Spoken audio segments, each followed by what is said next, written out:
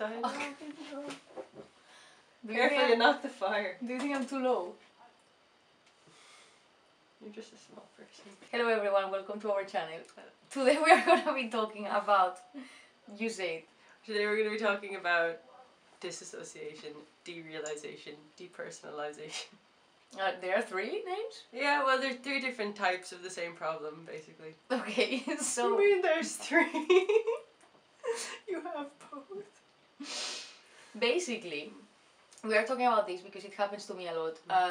I'm getting better, or I thought I was. But it really goes in episodes, like, as in, sometimes, it's the same with the depression and everything else. Like, sometimes you think, oh, I think I'm okay, and it's gonna be fine, and then it comes back and I'm like, work. So, we're gonna read the definitions, you read it, because you read very well. Derealisation, sometimes abbreviated as DR, is an alteration in the perception or experience of the external world so that it seems unreal. Other symptoms include feeling as though one's environment is lacking in spontaneity, emotional colouring and depth. It is a dissociative symptom of many conditions. Okay, so I'm gonna give an example of when I felt this. I felt it many times. The first time that I remember feeling this, I was in Thailand, driving my motorbike, and I was driving, like, you know, in the middle of the jungle, so beautiful, and then suddenly I felt like, fuck, this looks so fake. It looks like this is not real, but it wasn't scary or anything like that. It was actually some sort of nice. It was like I was dreaming, and it was okay. It's almost like it was like so beautiful and picturesque that like it couldn't be real, that sort of a way. Yeah, maybe. I don't know. I mean, it felt very dreamy, like, whoa. And then, yeah, from that moment it happened so many times. But so I think the difference between what you're describing, the derealisation, is what started to happen later on, which was depersonalisation. Yeah, which you're gonna read the definition now. Is this okay? Depersonalisation disorder is the experience of feeling unreal, detached, and often unable to feel emotion. It is a phenomenon characterised by a disruption in self-awareness and emotional numbness, where many people feel that they are disconnected or estranged from oneself. Many people experience depersonalisation during a panic attack, as this is often characterised as the peak level of anxiety. It is one way that our mind copes during periods of high stress. So this is the bad one. So the realization, it's kind of okay. It happens. Your experience of derealisation was not as negative. Yeah, it's like, okay, would, and then you're fine. But that one, depersonalization, that's super scary because it's very, when it happens to me, it's so strong. And sometimes it's kind of okay. So it's like, it's never comfortable. But then there's the times that it's very scary. So for a long time, like for months, like, I don't know, 3 to 5 months, I was not comfortable looking at myself in the mirror, so I wouldn't look at myself in the mirror. And this was so weird because, so you need to look at yourself in the mirror, right? Because I put my mascara on and I brush my teeth and I do my hair, but I would not necessarily like do eye contact. You know when you truly look at yourself in the mirror and you are looking in your eyes, right? I couldn't do that, it was so scary. Okay. How are you doing in there? It was so you alright? It was so scary because it wasn't, like, what I feel is that it's not me. So I'm looking at someone that I don't know who that person is, but I am inside that body. And it can get very freaky. Remember what I told you about the toilets? Yeah. The fact that you would go to bathrooms and you would feel like, it would be like when you're drying your hands with a hand dryer, you'd have this horrible sensation that someone is standing behind you, but it's you standing behind you. Yeah. It happened for a while, and... Or like, was it the same thing that when you used to go to the bathroom and if like the lights were off in there that you had to like turn them on really quickly because you were afraid of being alone in the dark in there? Or was that to do with horror movies? Yeah, that's me to do with horror movies. You in bathrooms, bad place for you. Toilets. No, it was so weird too because it was not at home, and it was also related to the loud sound of the dryer. So I would go in the toilet and it was a bit airy, like scary, and then I would have that sensation that there's someone. Yeah, what you said, there's someone behind me, and this is very interesting. But that someone was you, basically. Yeah, that someone was me, but when I went to therapy, the therapist told me, and what are you doing? What is that you doing? And I say, it's looking at me and laughing, it's making fun of me. And she emphasized a lot into that. Why is you that you laughing at you? You know, and it was so scary because so the first time I felt this other me shit, it was when I was walking back home from work and it was dark and then there was like a bush. You know when you see things in the dark for a second, like, and it's like, oh no. And then I saw like it was myself, but it was myself like this, right in this position. I mean, you're often in that position naturally anyway. Yeah, but it was evil. So it had a massive smile of evilness. Very like Junji Ito sort of body horror Yes. type thing. Yeah, so horrible, so uncomfortable. That sort of stopped. But what did you come out with when the therapist asked you why were you making fun of yourself? I didn't know. I didn't have an answer. I told her, I don't know, because maybe I'm stupid or something, but I think I'm stupid. You're pretty down on yourself most of the time. Yeah, it so... could be like some manifestation of the way you think about yourself and the way you speak about yourself. It's just so awkward and so weird and so scary. And remember when we were here with Aida? Oh yeah. And I got all scared. So yeah, when you were with two people that you're really comfortable with and like who you know like love you to bits, but you didn't recognize this for like a second. No. You didn't know who you were. Like, I don't know who these people are. I don't know. Yeah, I didn't know who you were. I didn't know who I was, and it felt so strong, and I felt so anxious, I guess, because it was weird to breathe. And was it kind of a combination of you didn't know who you were and you didn't know who we were? Yeah, and I didn't know where I was. It was so suddenly because we were just having dinner and having a nice conversation, and then suddenly I was like, oh fuck. We had just gone to see Bohemian Rhapsody. We had just gone to go see Bohemian Rhapsody. Did we? And you were in a tuxedo. You were actually in a tuxedo. No, that was not that day. No, it was. That was the movie we went to go see with Aida. No, but this was the day that she came to learn to use the tattoo machine. Yeah, we went to go see the movie and then she came back to my house. Sure? Positive, yeah. Okay. Remember we had to go collect from the police station? Listen, I trust you. Do you think I trust myself? No. No, I thought it was 2 separate days. Right. So you've experienced depersonalization and derealisation, and I have not experienced depersonalization. I have always been me, no matter how much I disagree with that situation. But I have experienced derealising, and I've never experienced it to the negative extent that you've experienced it. It's more, I think for me it happened a lot as a result of moving a lot of times. Like I moved to Boston, I moved to London, I moved to Dublin.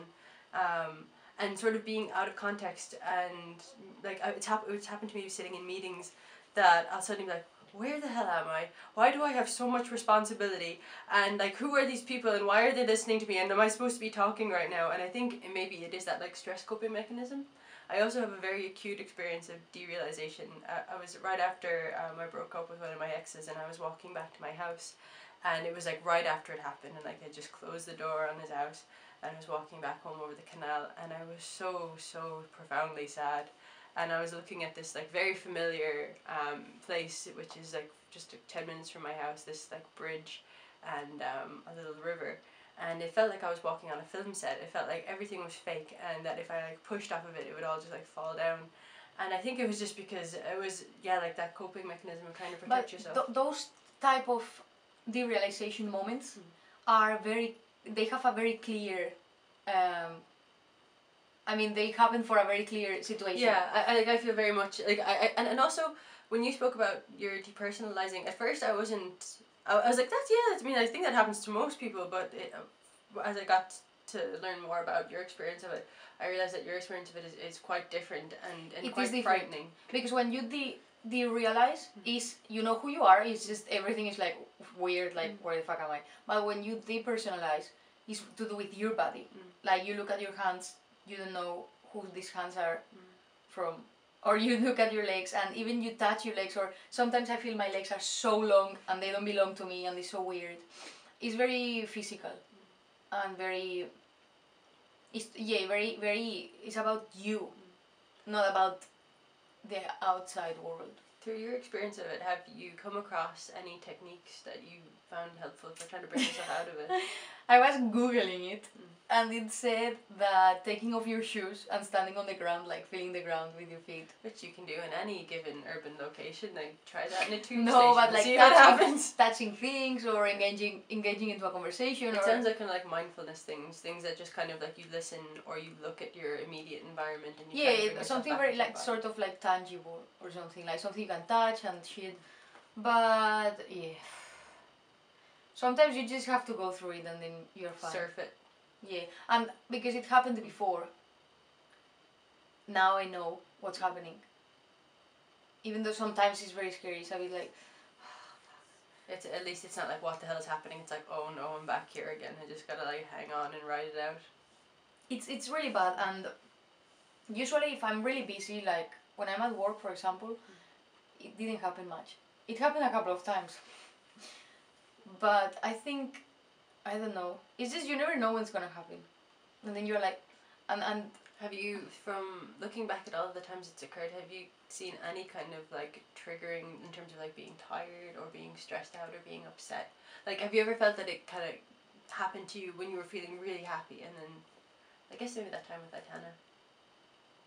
yeah, it doesn't have a pattern that I could recognize and be like, oh, don't do this because it's gonna happen. Or, I don't know, it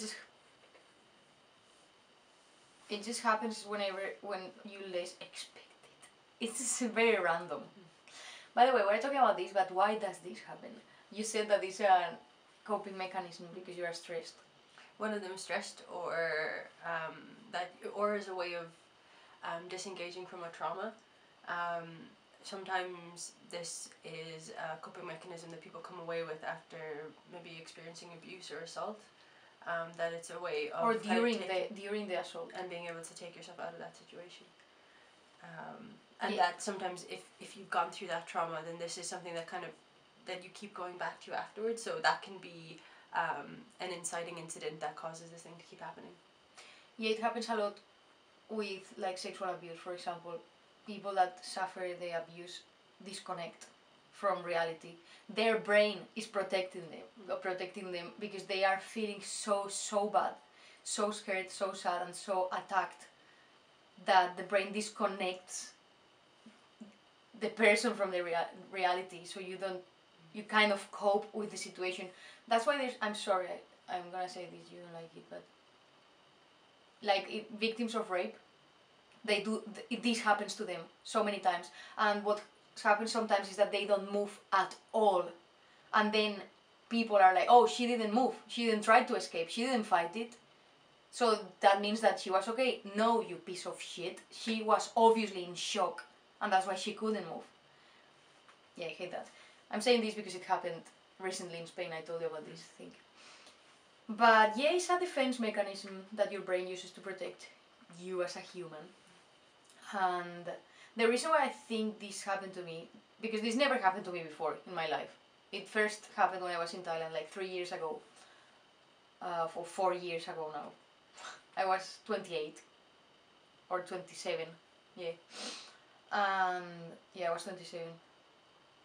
And I was in an abusive relationship. So when you are abused constantly, forever, like for a long time, you forget who you are, and your identity is destroyed. So I think that's why. I think one of the things you said that was quite interesting when we were looking into the definitions of it is that for you, when it happened to you the first time, you had no understanding of what was happening to you, and so you kind of felt a bit like maybe that you were losing the thread of your sanity a little bit because you had no context for understanding what that was. But you were just looking at the definition there, and you're like, it's so funny that like you think that you're having this massive problem on your own, and then you read it and it's almost like this like checklist of like, oh, I did that, and then you realize that it's kind of a sickness or an illness, like a physical illness as well, that like it has symptoms, it has like a cause, and I mean it doesn't exactly have as tangible a cure as like kind of physical illnesses, but at least you know that you're not alone and there isn't something uniquely wrong with you. That's very interesting, because when you have a physical illness, and it's super obvious, I don't know, something growing on my body, I go to the doctor and then they check it. Because like the thing that's growing on your body. Yeah, because you talk about it. You talk about it because it's physical. But when it's mental, you don't talk about it because you are scared, you are ashamed, and you think it's stupid. So, if you are feeling something weird, you are feeling something that is not okay, and you are feeling scared or whatever, and you don't recognize something that you are feeling, talk about it. Look for a professional a therapist because it for sure happened to someone before. And for sure it has a name, or it has a solution, or it has a treatment, or it has or it has there's people that can help you. If I never spoke about this to anyone, or looked for information, I would still be thinking that this is not normal. It's not that it's normal, but at least I know it happened before to humans, and it has an explanation. Yeah.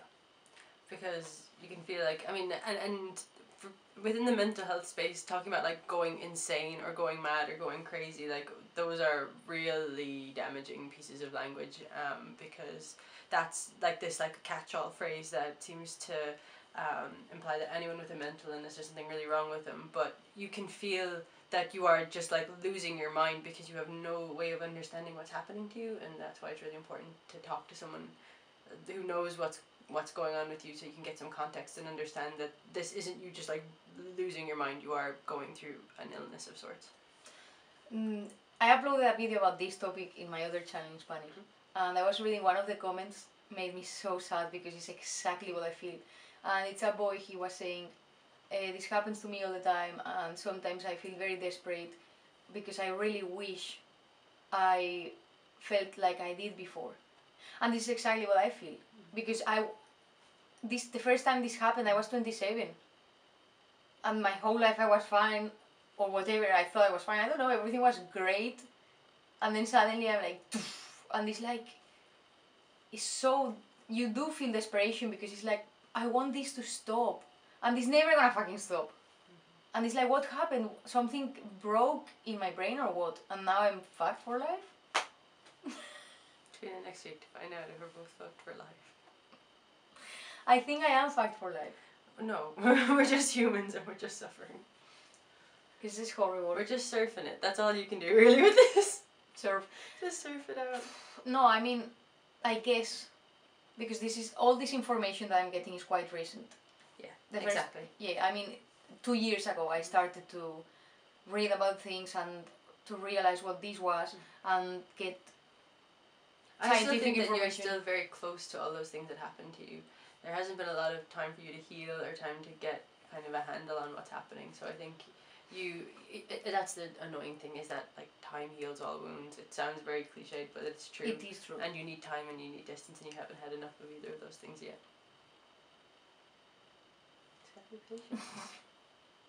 I love our lighting. And our log fire. Guys, we hope you like our fire. We tried to make it fancy for you.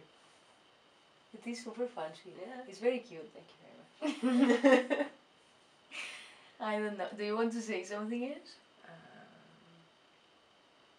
I mean, I'm gonna say. If you have a toad that's growing out of some part of your body, I would also advise consulting a medical professional, because like that's. I never said a toad. I said something. So, I mean, like I'm saying specifically. I know what you said, but I'm just saying toad specific content. Okay, toad content. Toad content. Yeah, I just thought that that's something else that our audience might be interested in.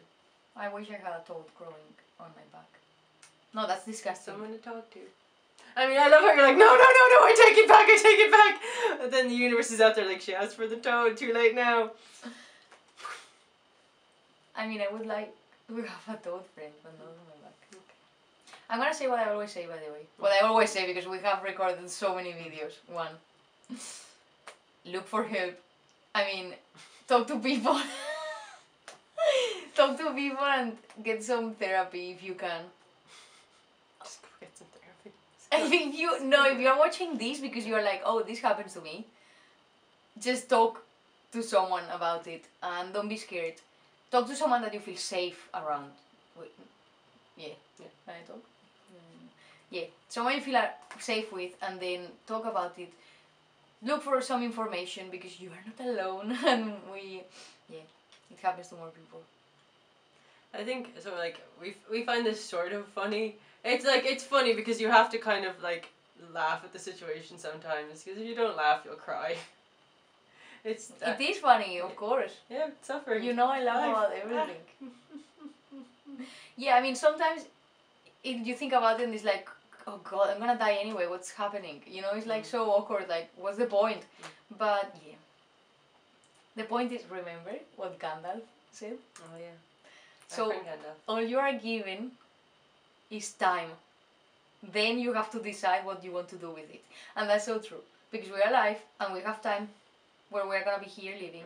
What are you going to do with this time? The end. Try not to depersonalize. No, you're going to depersonalize, so... Let's make the most out of it. Go with the flow when you depersonalize, like... Remember Jorge's tip for dealing with depersonalization? Yes, looking in the mirror, no. No! And running away. No! Anyway, you say goodbye and subscribe. Goodbye everyone. Please subscribe to our channel so that you can hear us continue to give you this rousing encouragement to continue suffering through your lives. Like and comment. Like and comment and smash the... No, just caress the bell. No, Like. no, the bell doesn't even work anymore, by the way. Like, smash, destroy, go look at your computer and destroy that subscribe. Run, like stand 5 meters back and just run at it really hard. And smash your laptop, No, smash and then you're free. You don't have to watch any more YouTube videos. No, then you buy a new laptop and watch it. Mm-hmm. It was far too long, this goodbye. Can you do a quick one just in case? No. No? I mean, do a quick one. I'm gonna edit both. I hope you edit everything down so No. much. I want you to lose 1/3 of all of this stuff. Smash your likes. This is out of control now. No, just smash it, guys. Just smash it.